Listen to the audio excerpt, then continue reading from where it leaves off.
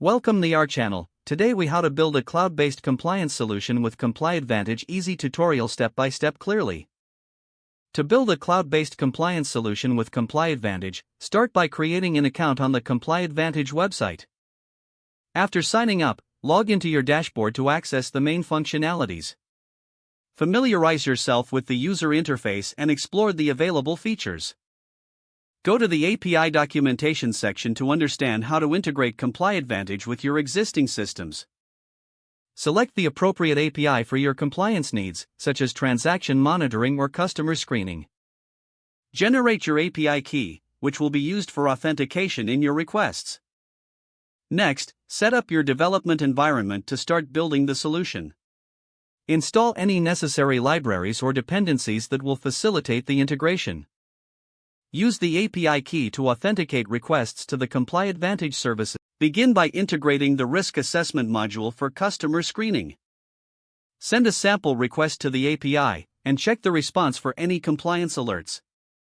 Implement the logic to handle alerts based on risk levels provided by ComplyAdvantage. Now, move on to transaction monitoring to track ongoing activities. Configure your system to automatically send transaction data to the ComplyAdvantage API. Capture the response to assess the risk associated with each transaction. Next, create a reporting module to generate compliance reports. Gather data from both customer screening and transaction monitoring. Format the reports as needed and ensure they meet regulatory requirements. Test your complete compliance solution thoroughly to ensure it functions as expected. Once testing is complete, deploy the solution in a live environment. Monitor the system regularly to ensure ongoing compliance and address any potential issues. Stay updated with ComplyAdvantage's API changes to keep your solution compliant. If the page does not load, refresh the browser or try again in a private or incognito window.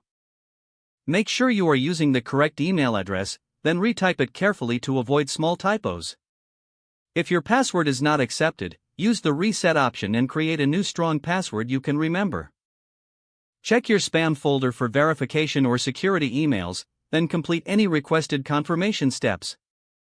Enable two-factor authentication if available to improve account security and reduce unauthorized access risk.